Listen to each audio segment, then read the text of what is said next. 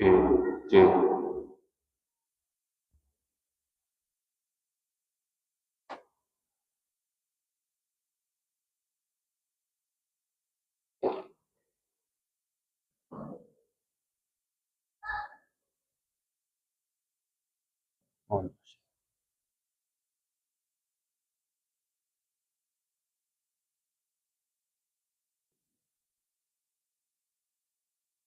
Assalamualaikum warahmatullahi wabarakatuh. Alhamdulillahirabbil alamin. Wa bihi nasta'inu ala umuri dunya waddin. Wassalatu wassalamu ala sayyidina Muhammadin khatamil nabiyyin wa imamil muttaqin wa ala alihi wa sahbihi ajma'in. Amma ba'd. Faqad qala Allah Ta'ala fil Qur'anil Karim. A'udzu billahi minasyaitonir rajim. Bismillahirrahmanirrahim. يا أيها الذين آمنوا اتقوا الله حق تقاته ولا تموتن إلا وأنتم مسلمون. Al-ayat yang pertama, marilah kita sama-sama beriatkan puji syukur kepada Allah yang Maha Ghafur. Alhamdulillah, Allah masih menakdirkan kita bisa berkumpul masjid yang mulia ini untuk melaksanakan ibadah salat berjamaah. Salawat serta salamnya Allah semoga tetap tercurah kepada junjungan kita semua, yaitu baginda Kanjeng Nabi Muhammad sallallahu alaihi wasallam, dan keluarganya, sahabatnya, tabi'in-tabi'atnya, dan sampai kepada kita semua sebagai umatnya. Dan nanti dia berkiamat pada sahabat Allah. Ya Allah. Hadirin jamaah salat Allah, semoga memampukan kami dengan zikir, ibadah pada sunnah yang lainnya di kalangan beberapa maklumat yang ingin kami sampaikan, di antaranya yaitu yang pertama, posisi keuangan Dewan Kemakmuran Masjid Besar Kedua Kecamatan Kali. Saldo baru yaitu sebesar Rp3.752.500. Pemasukan total sebesar Rp3.171.000, dengan rincian pemasukan dari Kota Kembang Jumat Rp1.060.000, pemasukan dari Kota Kembang Infak Sedekah Harian sebesar Rp1.446.000, pemasukan dari kas lain itu sebesar Rp665.000. Total pengeluaran yaitu sebesar Rp6.923.500. Saldo sampai dengan hari ini yaitu Rp6. Kami aturkan jazakumullah khairan, terima kasih banyak kepada seluruh jemaah dan para donatur tetap yang telah melimpah sedekahkan sebagian hartanya kemakmuran masjid ini. Semoga Allah memberikan kebaikan kepada mereka Anda dunia maupun di akhirat kelak. Amin. Hadirin jemaah Jumat rahimahullah, untuk yang bertugas selaku khatib Istiqlal itu Mukarram, Bapak Kiai Haji Alhamdulillah, dan untuk yang bertugas selaku Majid itu Mukarram, Bapak Ustaz untuk salat Jumat atau azan pukul 11:30 ini sudah memasuki waktu azan. Karena itu pada seluruh kaum muslimin yang masih berada di luar masjid, yang masuk masuk ke luar masjid, setelah sisa yang masih kosong, berdosa dan mendapatkan saf dengan kesempatan ibadah salat Jumat.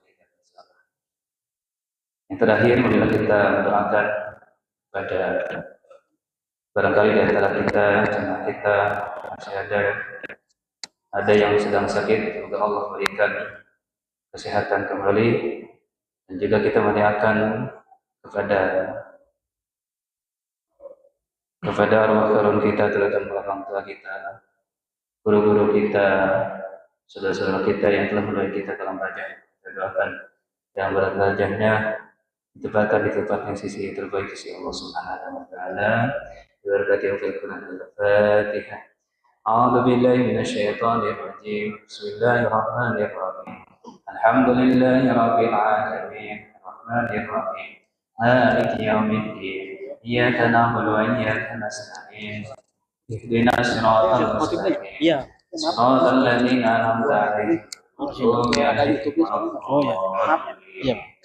Demikian yang dapat kami sampaikan, kurang lebihnya mohon maaf. Assalamualaikum warahmatullahi wabarakatuh.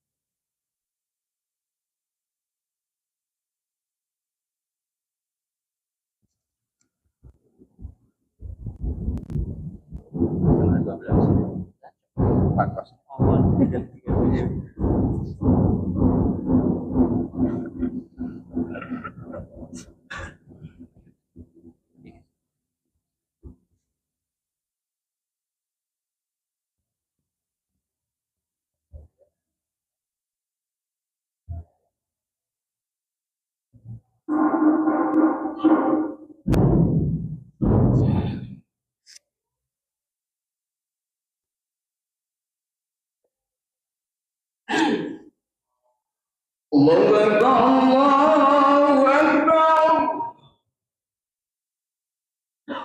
Allahu Akbar,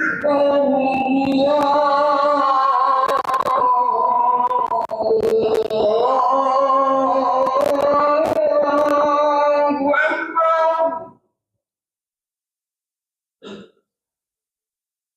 Asyhadu an la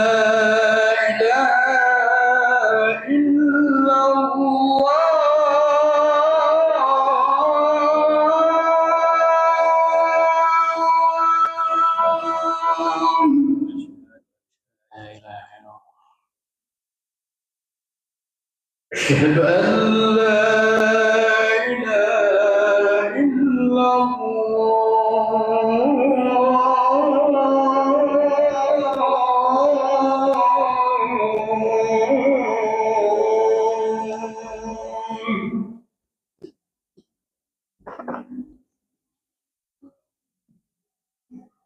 أشهد أن محمدا رسول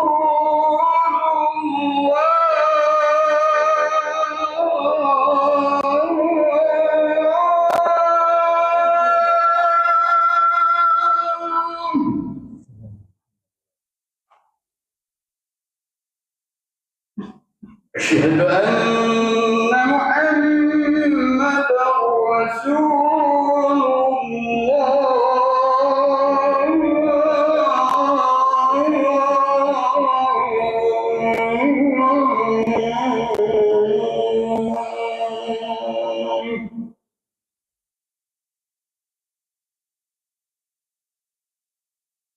حي على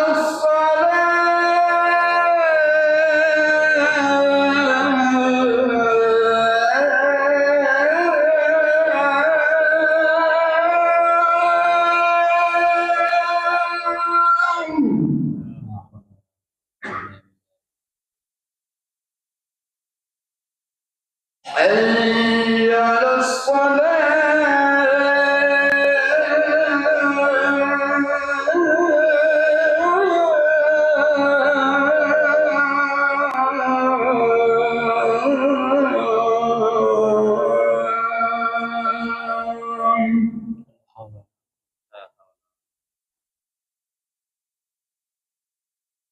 حي على الفلاح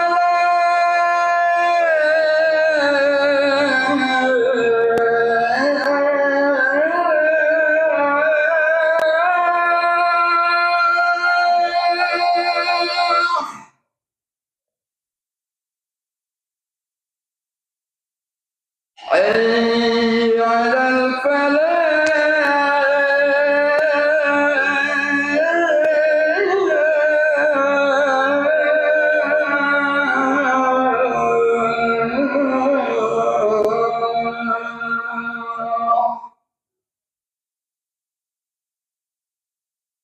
الله أكبر الله أكبر لا إله إلا الله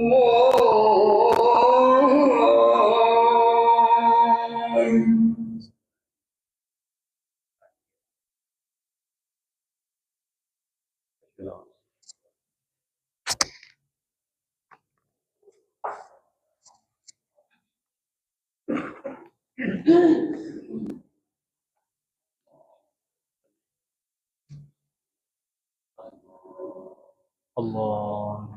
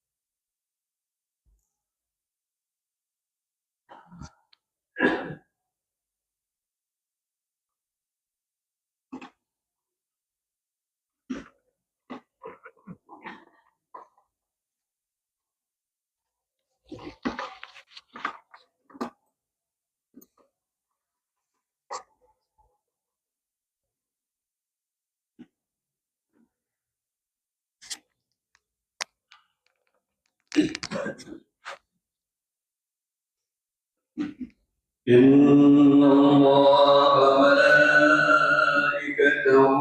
يصلون على النبي يا أيها الذين آمنوا صلوا عليه وسلموا تسليما.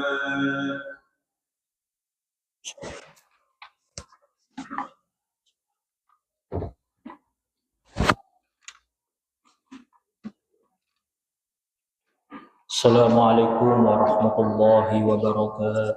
Waalaikumsalam.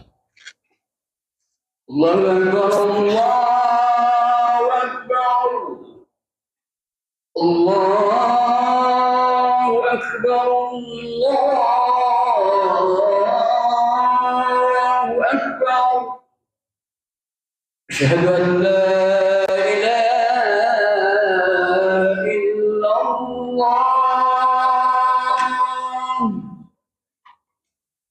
أشهد أن لا إله إلا الله.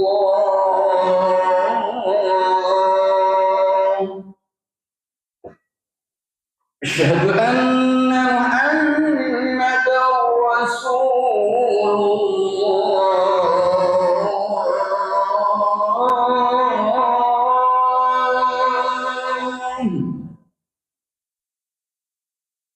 أشهد أن محمدا رسول الله.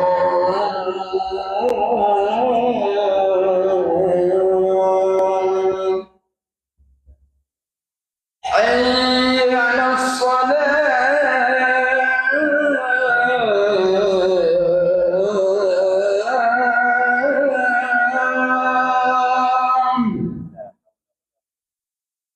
حي على الصلاة.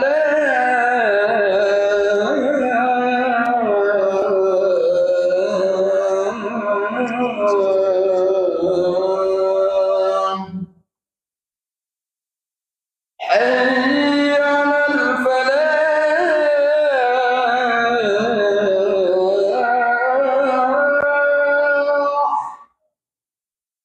حي على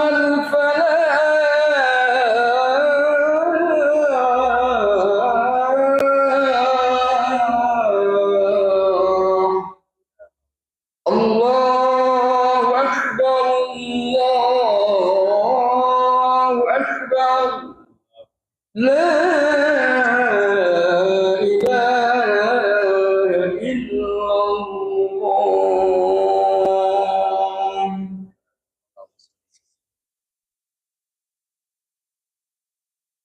يا يقظون بهذا النفوذ السريع إذا زيد الخطيب على منبر أنصتوا واسمعوا وأطيعوا رحمكم الله. أنصتوا وأطيعوا رحمكم الله لعلكم ترحمون.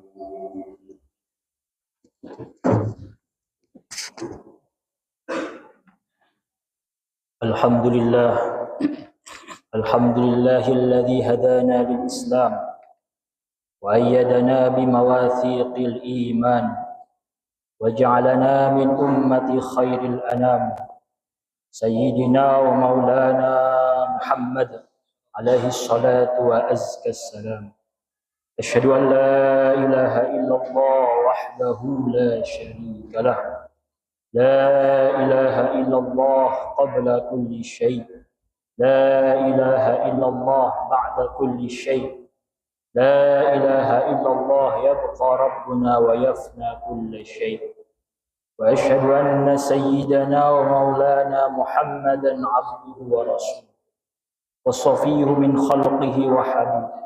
اللهم صل وسلم وبارك على سيدنا ومولانا محمد واهدنا من عندك وافض علينا من فضلك وانشر علينا من رحمتك وأنزل علينا من بركاتك وسلم تسليما كثيرا. وبعد، أيها الحاضرون، أوصيكم ونفسي بتقوى الله فقد فاز المتقون. وقال تعالى في القرآن الكريم وهو أصدق القائلين: أعوذ بالله من الشيطان الرجيم walaqad karramna bani Adam wa hamalnahum fil barri wal bahr wa razaqnahum minat thayyibati wa faddalnahum ala katsirin mimman khalaqna tafdila. Al-ayat. Hadirin jamaah sidang yang dimuliakan oleh Allah Subhanahu wa taala. Tentu yang tak lupa kita haturkan senantiasa kepada Allah, yaitu rasa syukur kepadanya atas segala nikmat yang Allah senantiasa berikan kepada kita, di antara nikmat iman, Islam dan sehat wal afiat. Wa in ta'uddu ni'matallahi la tuhsuha, kata Allah, seandainya engkau ingin menghitung nikmat-nikmatnya Allah, pasti tentu engkau tidak akan mampu untuk menghitungnya. Salawat beserta salam selalu kita haturkan kepada junjungan kita Nabi besar Muhammad sallallahu alaihi wasallam serta keluarganya, sahabatnya dan kita semua sebagai umatnya. Semoga kita dapat berkumpul bersamanya dan mendapatkan syafaatnya di yaumil qiyamah. Amin ya rabbal alamin. Hadirin jamaah sidang yang dimuliakan Allah Subhanahu wa taala. Di zaman Nabi SAW ada seorang sahabat yang bernama Zahir bin Haram. Siapa gerangan Zahir bin Haram tersebut? Ialah sahabat Nabi yang mana fisiknya lemah, tidak enak dipandang, kondisi ekonominya lemah, tidak dipandang oleh orang lain sebagai orang yang punya kedudukan.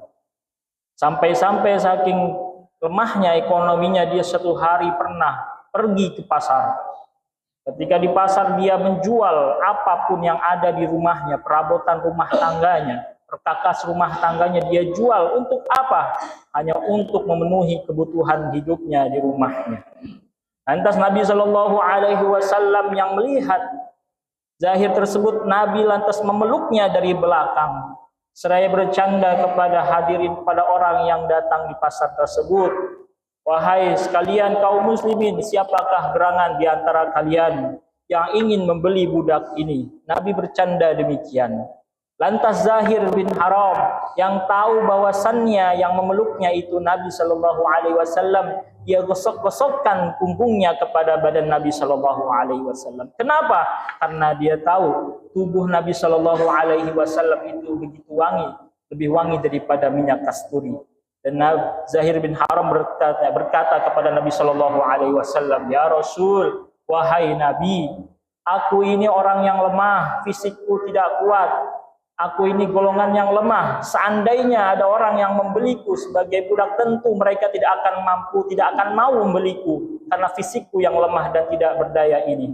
Lantas Nabi Shallallahu Alaihi Wasallam berkata kepada Zahir, ya Zahir, bal anta indallahi ghali. Wahai Zahir, sungguhnya engkau itu pada hakikatnya di sisi Allah amatlah berharga. Hadirin jamaah sidang yang dimuliakan oleh Allah Subhanahu wa taala. Bukankah Allah Subhanahu wa taala telah berfirman, walaqad karramna bani Adam wa hamalnahum fil barri wal bahr.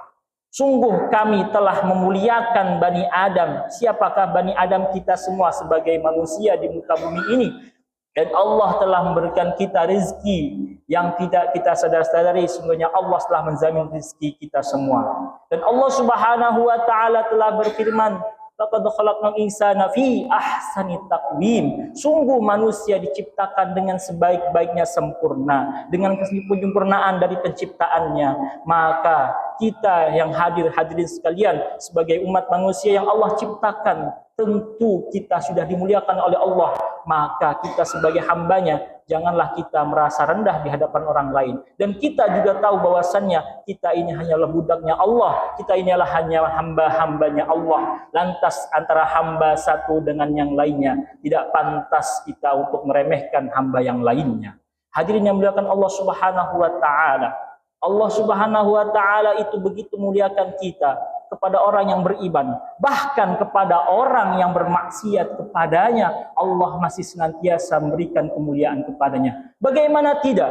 Sebagaimana Allah Subhanahu wa taala telah berfirman, "Qul ya ibadiyalladzina asrafu ala anfusihim la taqnatu min rahmatillah." Wahai katakanlah wahai Muhammad, sungguhnya kepada hamba-hambaku yang melampaui batas, ketahuilah bahwasannya rahmatku itu begitu luas dan rahmatku melebihi segala sesuatu. Jika Allah Subhanahu wa taala masih memberikan kita kesempatan untuk bertaubat, maka seyogianya kita untuk senantiasa menjemput pintu taubatnya. Ketika ada orang beriman kepada Allah berkata, Allah akan berkata, "Ya Rob," Allah akan menjawab labbaik. Allah menjawab satu kali. Tapi ketika ada orang yang bermaksiat kepada Allah dan dia memohon ampun kepada Allah, Allah akan menjawabnya labbaik labbaik. 2 kali Allah panggil, menunjukkan bahwasanya Allah menunggu dari taubat hamba-hambanya yang melampaui batas. Ketika dikatakan di firman-Nya, "Qul ya ibadi," katakanlah wahai hamba-hambaku, betapa maha lembutnya Allah kepada hamba-hambanya yang ingin bertaubat kepadanya. Allah tidak berkata, "Qul ya wahai orang-orang yang berdosa, wahai orang-orang yang sudah kebangetan, wahai orang-orang yang senantiasa membuat kerusakan." Tapi Allah senantiasa masih mengatakan, "Ya ibadi," wahai hambaku, menunjukkan bahwasannya Allah Subhanahu wa taala masih senantiasa menunggu dari taubat para hamba-hambanya, dan Allah senantiasa masih memuliakan kita sebagai hamba-hambanya. Maka hadirin yang dimuliakan Allah Subhanahu wa taala, janganlah kita merasa diri kita rendah di hadapan orang lain, hanya kita merendahkan diri kepada Allah Subhanahu wa taala, dan Allah masih senantiasa membuka pintu taubat-taubatnya kepada kita. Semoga Allah Subhanahu wa taala mengampuni dosa kita semua, dan kita semua sebagai hambanya bisa mendapatkan pintu rahmatnya dan datang kepada Allah dengan keadaan beriman dan juga bertaubat. Amin ya rabbal alamin. Barakallahu li wa lakum fil Qur'anil Karim, wa nafa'ani wa iyyakum bima fihi minal ayati wa dzikril hakim, wa taqabbalallahu minni wa minkum tilawatahu, innahu huwas samiul alim. Aqulu qawli hadza wastaghfiruh, innahu huwal ghafurur rahim. Tubu ilallah.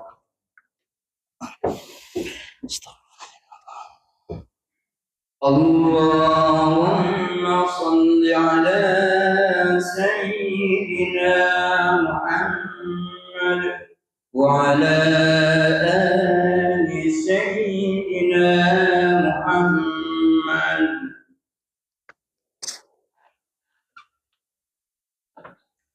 Alhamdulillahilladzi hadana li hadza wa ma kunna linahtadiya laula an hadana Allah. Asyhadu an la ilaha illallah wahdahu la syarika lah, wa asyhadu anna sayyidana wa maulana Muhammadan abduhu wa rasuluhu wa safiyyun min khalqihi wa habibuhu. Allahumma shalli wa sallim wa barik ala sayyidina wa maulana Muhammad salatan tahullu bihal uqad wa tufarriju bihal qurab wa tuzilu bihal darar wa tuhawwinu bihal umur as-si'ab wa turdika wa turdih wa tarda biha anna ya rabbal alamin. Amma ba'du ayyuhal hadirun, usikum wa nafsi bittaqwallah faqad fazal muttaqun. Wa qala ta'ala fil Qur'anil Karim wa huwa asdaqul qailin. A'udzu billahi minasy syaithanir rajim. Innallaha wa malaikatahu yusholluna 'alan nabi. Ya ayyuhalladzina amanu shallu 'alaihi wa sallimu taslima. Assalatu wassalamu 'alaika ya sayyidal mursalin. Assalatu wassalamu 'alaika ya khataman nabiyyin. Assalatu wassalamu 'alaika ya man arsalaqallahu rahmatan lil 'alamin. Wa sallim wa radhiyallahu ta'ala an ashabi Rasulillah ajma'in. Allahumma ighfir lil mu'minina wal mu'minat wal muslimina wal muslimat al ahya'i minhum wal amwat innaka sami'un qaribun mujibud da'wat wa ya qadiyal hajat. Allahumma ighfir dhunubana wastur 'uyubana wa farrij kurubana wa wassi' arzaqana wa akhlaqana واختم بالباقيات الصالحات أعمالنا. اللهم املأ قلوبنا أمنا وإيمانا ونورا ويقينا وتثبيتا يا رب العالمين.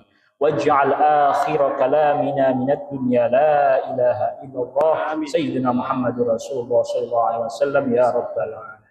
عباد الله إن الله يأمر بالعدل والإحسان وإيتاء ذي القربى وينهى عن الفحشاء والمنكر والبغي يعظكم لعلكم تذكرون.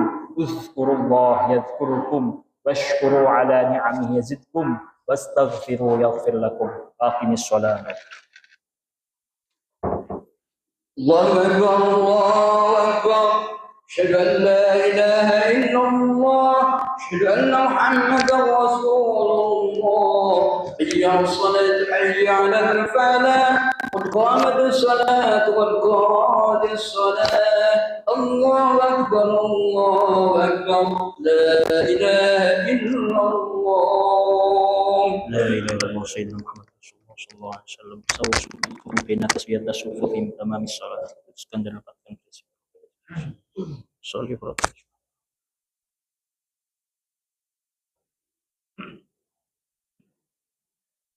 Allahu Akbar.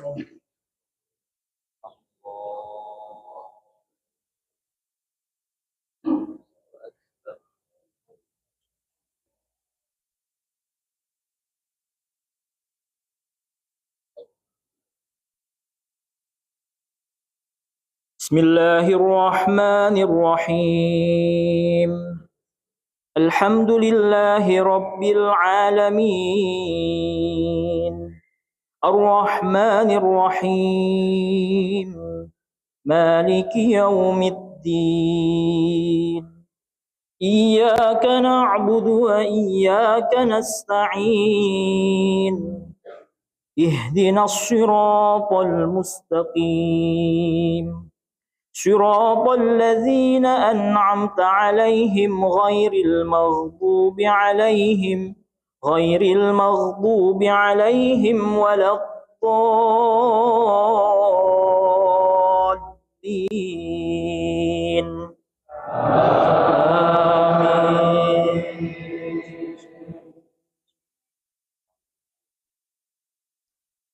يا أيها الذين آمنوا اتقوا الله ولتنظر نفس ما قدمت غد واتقوا الله إن الله خبير بما تعملون ولا تكونوا كالذين نسوا الله فأنساهم أنفسهم أولئك هم الفاسقون لا يستوي أصحاب النار وأصحاب الجنة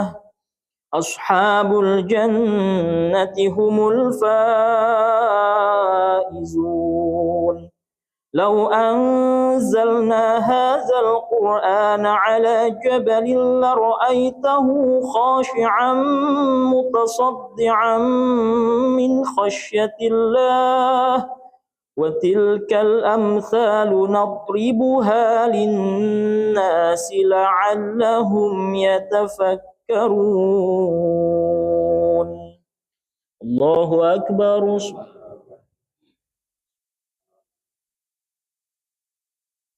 سمع الله لمن حمده. الله أكبر.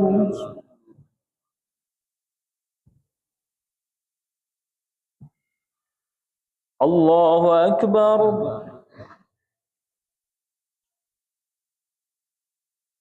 الله أكبر.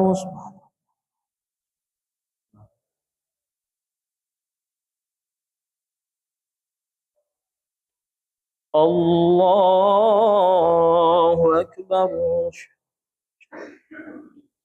بسم الله الرحمن الرحيم. الحمد لله رب العالمين. الرحمن الرحيم. مالك يوم الدين. إياك نعبد وإياك نستعين. اهدنا الصراط المستقيم. صراط الذين أنعمت عليهم غير المغضوب عليهم ولا الضالين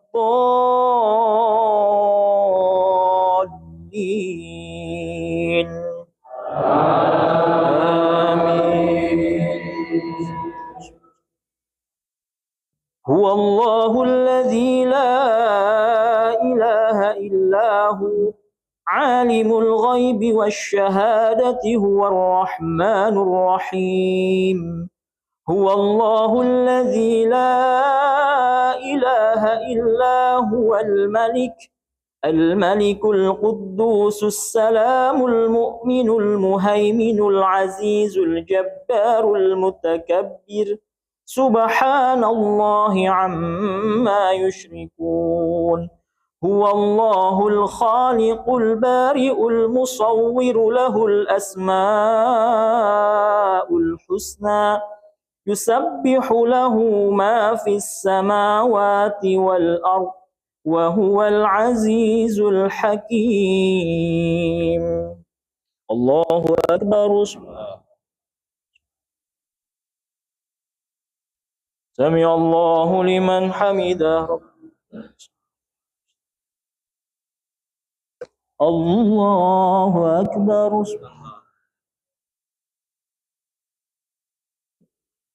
الله أكبر الله أكبر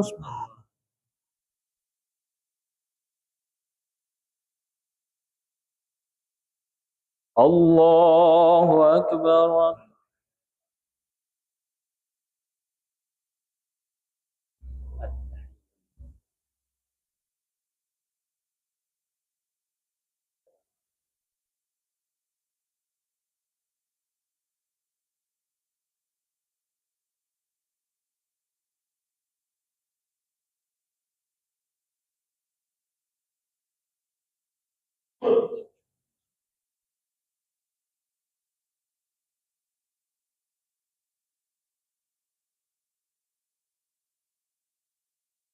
السلام عليكم ورحمة الله السلام عليكم ورحمة الله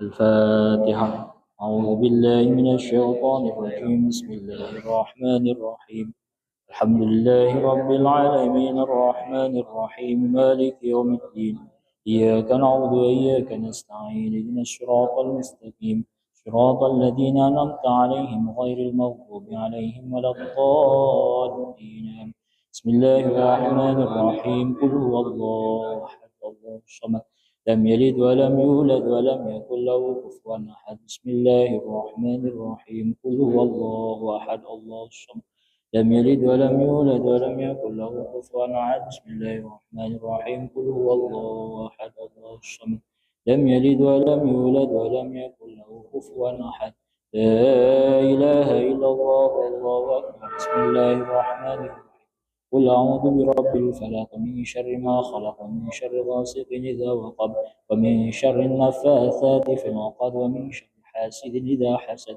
لا إله إلا الله والله أكبر بسم الله الرحمن الرحيم قل أعوذ برب الناس ملك الناس إله الناس من شر الوسواس الخناس الذي يوسوس في صدور الناس من الجنة والناس أعوذ بالله من الشيطان الرجيم بسم الله الرحمن الرحيم الحمد لله رب العالمين حمد الشاكرين حمد الناعمين حمد يوافي نعمه وكافي مزيدا يا ربنا لك الحمد كما ينبغي لجلال وجهك الكريم وعظيم سلطانك اللهم صل وسلم على سيدنا محمد صلاة تحل بها العقد وتفرج بها الكرب وتزيل بها الضرر وتهون بها الأمور الصعاب وترضيك وترضى بها عنا يا رب العالمين اللهم يا غني يا حميد يا مبدئ يا معيد يا رحيم يا ودود أغننا بحلالك عن حرامك وبطاعتك عن معصيتك وبفضلك عمن سواك اللهم يا غني يا حميد يا مبدئ يا معيد يا رحيم يا ودود أغننا بحلالك عن حرامك وبطاعتك عن معصيتك وبفضلك عمن سواك اللهم يا غني يا حميد يا مبدئ يا معيد يا رحيم يا ودود أغننا بحلالك عن حرامك وبطاعتك عن معصيتك وبفضلك عمن سواك اللهم إنا نسألك علما نافعا ويقينا صادقا وعملا متقبلا ورزقا حلالا طيبا واسعا وقلبا صافيا خاشعا وعمرا طويلا وبركا نافعا واخلاقا كريما رافعا ربنا لا تزغ قلوبنا بعد إذ هديتنا وهب لنا من لدنك رحمة إنك أنت الوهاب ربنا هب لنا من أزواجنا وذرياتنا وزدنا قرة عين واجعلنا للمتقين إماما. اللهم أعنا على ذكرك وشكرك وحسن عبادتك. ربنا آتنا في الدنيا حسنة وفي الآخرة حسنة وقنا عذاب النار. وصلى الله على سيدنا محمد وعلى آله وصحبه أجمعين بفضل سبحان ربك رب العزة عما يصفون وسلام على المرسلين الحمد لله رب العالمين. الفاتحة. أعوذ بالله من الشيطان الرجيم بسم الله الرحمن الرحيم. مغضوب عليهم الضالين آمين. إلهي ناس تذل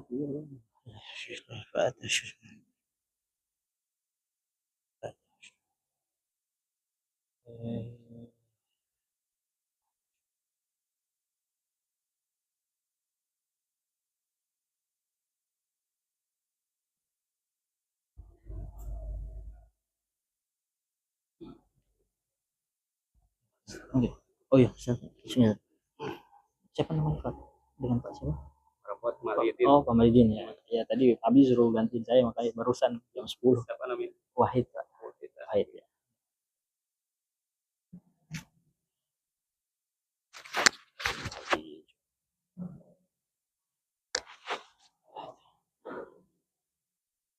Allah.